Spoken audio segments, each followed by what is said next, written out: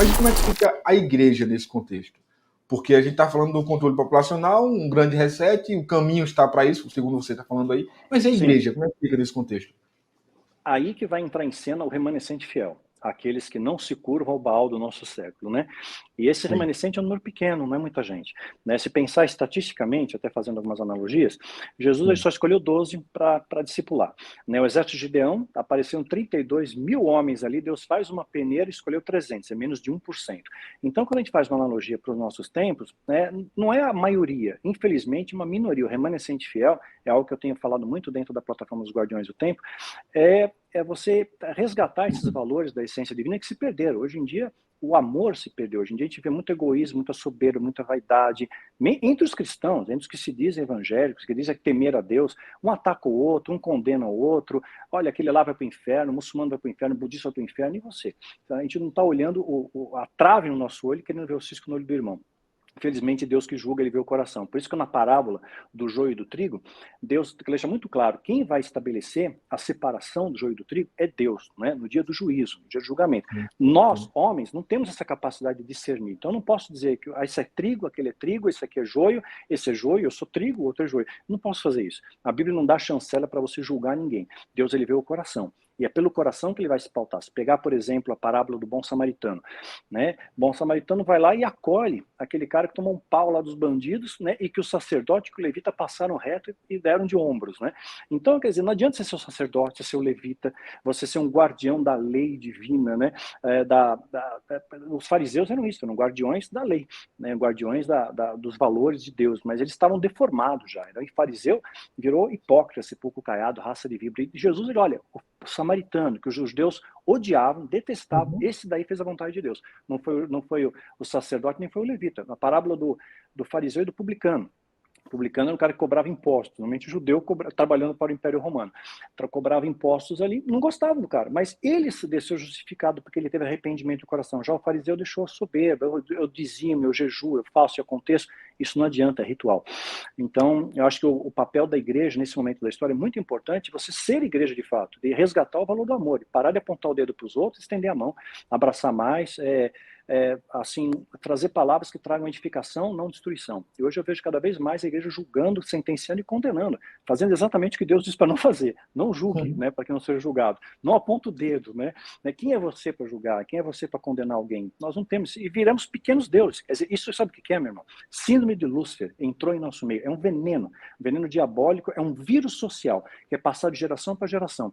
Então, essa soberba, essa altivez, esse ato de condenar, de aproveitar de uma situação, de levar vantagem em alguma coisa, isso é diabólico, né? Ele jogou sutilmente. Hoje em dia não precisa mais expulsar o demônio de uma pessoa. O demônio ele entrou no horizonte das ideias, né? Então ele deformou os parâmetros de ideias e acabou tirando de nós a essência do amor. Hoje em dia a gente não vê mais esse amor brilhando em nossa mente, vê muita divisão, muito reteté, né, com perdão na palavra, mas menos joelho dobrado, menos vida com Deus de fato. As pessoas não conhecem a palavra de Deus. Hoje vão na igreja porque querem a bênção, querem a unção, querem a prosperidade. O que atrai as pessoas para o satanismo, para a alta magia? As pessoas querem dinheiro, querem fama, querem poder. Vão para a igreja pedindo a mesma coisa hoje em dia. Olha como deformou os valores. Colocou dentro da própria igreja, que nem na época da Inquisição. O sistema religioso se transformou num sistema utilizado pelo próprio diabo para que, em nome de Deus, ele destruísse as vidas. Foi isso que fez o Tribunal do Santo Ofício. Uma vez que foi contaminado o sistema religioso, ele usa aquele mesmo sistema contaminado para contaminar pessoas, para matar, para destruir, para condenar. Você vê as atrocidades que eram feitas na Inquisição, o sistema de tortura, eram bárbaros, né? Quer dizer, um negócio insano. E fizeram, em nome de Deus. E hoje, em nome de Deus, faz a mesma coisa. Tem uma Inquisição no nosso século. Então, se você não falar o que todo mundo está falando, você é satanista. Eu sei disso de cátedra, de cadeira, né? Falou que os outros não querem ouvir, você é satanista, né? É do capeta, de chifrudo, está comandando a sua vida.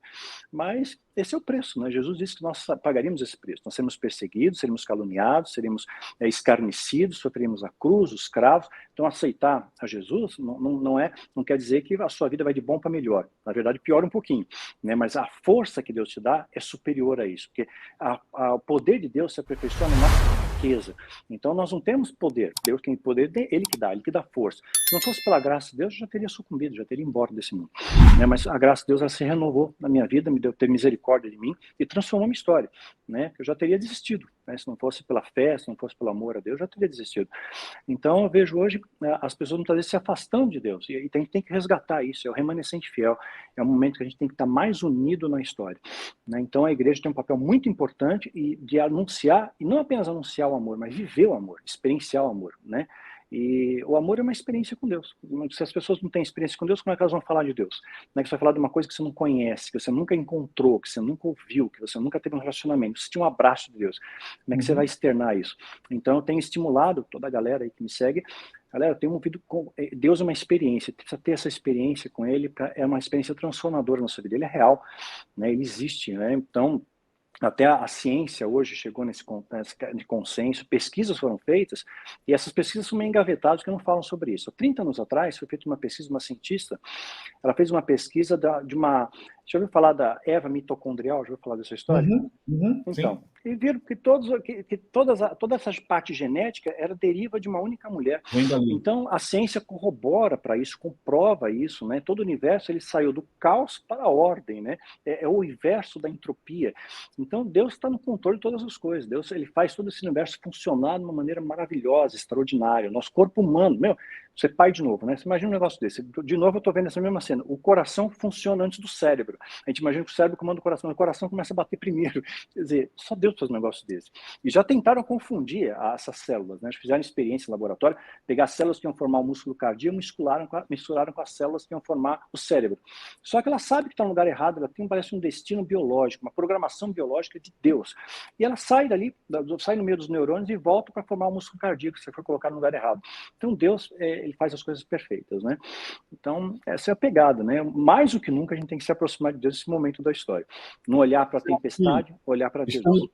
Estamos caminhando para a grande tribulação, seria isso? Esse momento seria a grande tribulação? Mais para frente, eu acho que a igreja vai passar primeiro para a tribulação. Estamos caminhando para a tribulação. Você é aí sim vem pós-tribulacionista? Oi? Você é pós-tribulacionista, então. Você acha que ele vai passar pela tribulação e vai ser arrebatado depois? Mid, né, ou meso. Eu acredito que a igreja vai ser arrebatada no meio da tribulação. Então passa 3 anos e meio a tribulação, isso.